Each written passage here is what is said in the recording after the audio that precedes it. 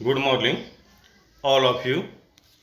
मैं MD Ashraf Gaddi, Chanakya college of education Bettiah.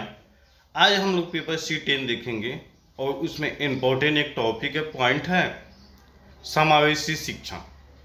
तो सबसे पहले हमको देखना है कि समावेशी शिक्षा है क्या। इस पे हम लोग आज चर्चा करेंगे कि समावेशी शिक्षा से आप क्या समझ। देखिए, क्वेश्चन है कि समावेशी शिक्षा का अर्थ क्या है, इनकी आवश्यकता क्या है, इनकी महत्व क्या है। ठीक है, तो सबसे पहले समावेशी समझना है कि समावेशी क्या है। बोलचाल की भाषा में हम आपको बता रहे हैं कि समावेशी शिक्षा का तात्पर्य होता है कि सभी को शिक्षा देना। वहां पे उस समान बालक हो, विशिष्ट बालक हो, प्रतिभाशाली बालक हो, सभी बालकों को क्या करना है, एक साथ शिक्षा देना है, समान स्थान पे, समान विद्यालय में।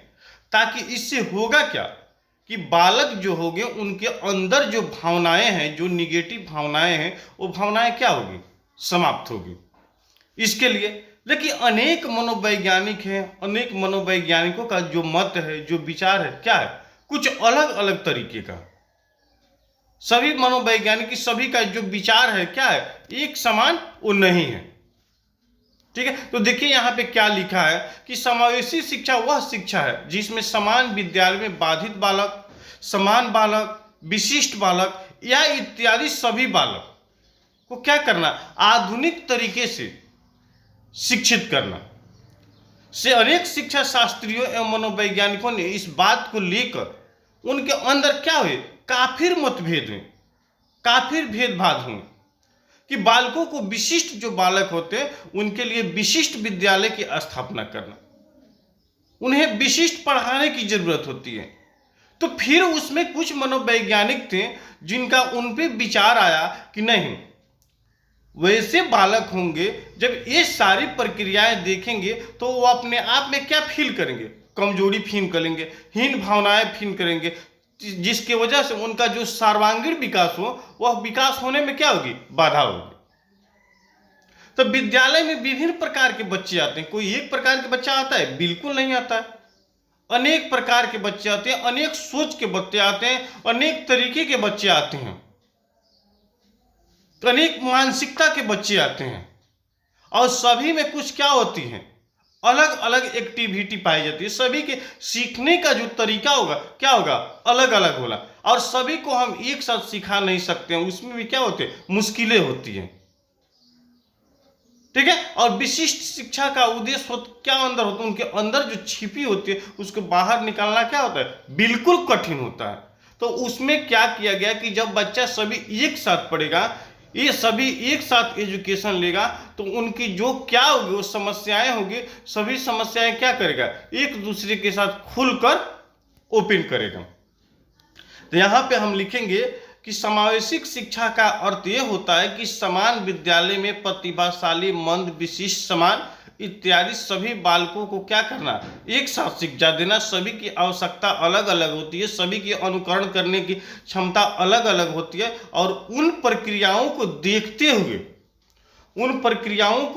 हुए क्या करना, उन्हें शिक्षित करना। और समावेशी शिक्षा का अर्थ देखिए, जब आप समावेशी शिक्षा समझ लें कि हाँ समावेशी शिक्षा ये है, तो उनकी अर्थ क्या होती है। समावेशी शिक्षा का प्रथम अर्थ देखिए, मीनिंग ऑफ इंक्लूसिव एजुकेशन, कि यहां पे समान बालकों को एक साथ विशेष प्रकार की सुविधाएं देकर शिक्षित करना। नेक्स्ट में होगा अध्यापक एवं प्रशासनिक जो शिक्षण संचालन करते हैं उनके अंदर किसी प्रकार की भेदभाव न होना, सभी को एक साथ सहायता प्रदान करना। नेक्स्ट होगा कि सभी के लिए एक साथ टाइमिंग लागू करना, सभी के लिए एक साथ समय सारणी होना। ये नहीं कि विद्यालय में जो विशिष्ट हैं उनके लिए कुछ अलग टाइमिंग हो, जो प्रतिभाशाली हैं उसके लिए अलग है, जो विकलांग है उनके लिए अलग है। जो आपका रूल होना चाहिए वो रूल क्या होना चाहिए, एक समान होना चाहिए, उसमें किसी प्रकार के प्रतिबंध नहीं होना चाहिए। नेक्स्ट होगा कि उसके साथ साथ विद्यालय में जितने संस्कृति कार्य होते हैं, खेल कूद होते हैं, कला चित्रकला होते हैं, सभी में इनको क्या करना, भाग लेने के लिए प्रोत्साहित करना, मौका देना, प्रेरित करना, मोटिवेट करना। इससे होगा क्या, इसके साथ साथ देखते हैं कि जब विद्यालय में जाते हैं तो विद्यालय में बच्चों को एजुकेशन प्राप्त करने के लिए जैसे लाइब्रेरी हुआ, और उस लाइब्रेरी में केवल हम जीनियस बच्चों को बैठाएं, ये भी क्या है, सिस्टम के विरुद्ध है। उसके लिए उस लाइब्रेरी में सबके लिए एक समान अधिकार होना, किसी प्रकार की भेदभाव, उसके साथ साथ वैसे बच्चों से भी दोस्ती रिश्ता अच्छा से बनाकर रखना, ताकि उनको अपने आप में ये सारी भावनाएं फील ना हो सके। जहां तक संभव हो सके असमर्थ बालकों को समान कक्षा में पढ़ाना चाहिए और समान अधिकार देना चाहिए, और समान प्यार दुलार की जरूरतें होती है उन्हें भी। माता पिता को समय समय पर सलाह लेनी चाहिए और देनी चाहिए, और उनके लिए उचित भोजन, उचित दवा, उचित अटेंशन की जरूरत होती है। ठीक है, नेक्स्ट देखते हैं कि समावेशिक शिक्षा की प्रकृति, उनकी जो नेचर होती है उस नेचर को देखिए। नेचर में होगा कि शिक्षा से बालक का विद्यालय और स्वास्थ्य का प्रभाव अच्छा पड़ता है। जब आपके पास बालक के पास शिक्षा होगा तो उनके अंदर जो वातावरण होगा, जो इन्वायरमेंट होगा, क्या होगा, कुछ हट कर होगा। ठीक है, और उनकी आवश्यकता की पूर्ति क्या करेंगे, उस एजुकेशन के प्रयोग करते हुए करेंगे। ठीक है, समावेशिक शिक्षा समान विद्यालय में समान बालकों की सरकार प्रदान की जाती है। उसका नेचर है कि सभी को क्या किया जाता है, एक साथ शिक्षा प्रदान किया जाता है। शारीरिक मानसिक विकलांगता को देखते हुए भी हमें शिक्षा के महत्व को जागरूक करना चाहिए, देना चाहिए। इनका उद्देश्य होता है कि सबसे पहले जब बच्चा शिक्षित हो जाता है तो वह आत्मनिर्भरता की भावना उसके अंदर आ जाती है, आत्मनिर्भर बन जाता है। शिक्षित करने से देश की मुख्य धारा से जोड़ा जाता है। वह अपने हक में, समाज के हक में, परिवार के हक में, अपने स्टेट के हक में, अपने कंट्री के हक में, सारी के विषय में क्या करता है, वो कुछ ना कुछ पॉजिटिव सोचने लगता है। उसका जो अधिकार होता है उसको महत्व देने लगता है। सामाजिक संस्कृति रूप में भी क्या करता है, वो परिपक्व हो जाता है, जानकार हो जाता है, जिसका प्रयोग क्या करता है, सही रूप से करता है। नेक्स्ट देखते हैं जागरूकता की भावना। वो दुनिया के हर वर्ग में क्या होता है, वो जागरूक हो जाता है। यहां तक कि देखिए हम लोग कहीं जाते हैं तो अशिक्षित हैं तो कोई बोर्ड लगा होता है, कहीं जाना होता है हमें पूछना पड़ता है, लेकिन वहीं हम लोग पढ़े लिखे होते हैं तो क्या करते हैं, वो अपने थिंकिंग पावर के अनुसार हम देख लेते हैं, पढ़ लेते हैं, समझ लेते हैं। प्रजातंत्र का उद्देश्य को महत्व देना, हमारा जो अधिकार है प्रजातांत्रिक, उसके मूल उद्देश्य होते हैं, उससे विषय में हम जानते हैं। समाज में असमर्थता जो फैलती है उसको हम क्या करते हैं, दूर करते हैं, और जीवन जीने के तरीका को क्या करते हैं, हम विकसित करते हैं। ऐसी ऐसी इसके अलावा होते हैं कि असमर्थ बालकों को पता और उनकी दूरी का प्रयास करते हैं। ऐसी ऐसी भावनाएं हैं। अब देखिए इनकी जैसे महत्व हो गया कि पहले ऐसे माना जाता था कि असमर्थ बालकों को अलग से विशिष्ट शिक्षा प्रदान की जाए, और उनकी आवश्यकता समान बालकों से अलग होती है, उनकी विशिष्ट रूप पर शिक्षण की आवश्यकता से उनकी आवश्यकता का प्रदान किया।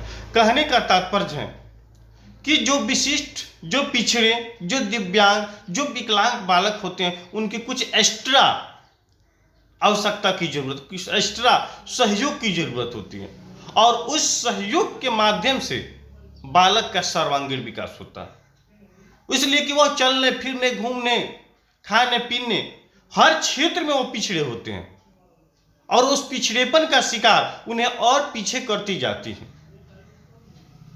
ठीक है, तो देखिए अब से एजुकेशन के माध्यम से इनका उद्देश्य क्या है, शैक्षिक वातावरण। शैक्षिक वातावरण में क्या होता है कि जब असमर्थ बालकों को समान बालकों के साथ शिक्षा प्रदान किया जाता है तो बालक के अंदर अनेक प्रकार की समायोजन, एडजस्टमेंट करने की जरूरत होती है। उनके मन मस्तिष्क में अनेक प्रकार की परिवर्तन आती है, भेदभाव आती है। वहां पे छात्र और कर्मचारियों के में भी अंदर ये परिस्थिति देखने को मिले, लेकिन ऐसा नहीं होना चाहिए। शैक्षिक वातावरण क्या आपके साथ साथ होगा कि सभी को एक साथ एक परिस्थिति के अनुसार उन्हें क्या करना, एजुकेशन की व्यवस्था करना, कम खर्चीला। हाँ, यहां पे देखिए आपका इंपॉर्टेंट क्वेश्चन है कि भारत एक विकसित देश है, विकासशील देश नहीं है,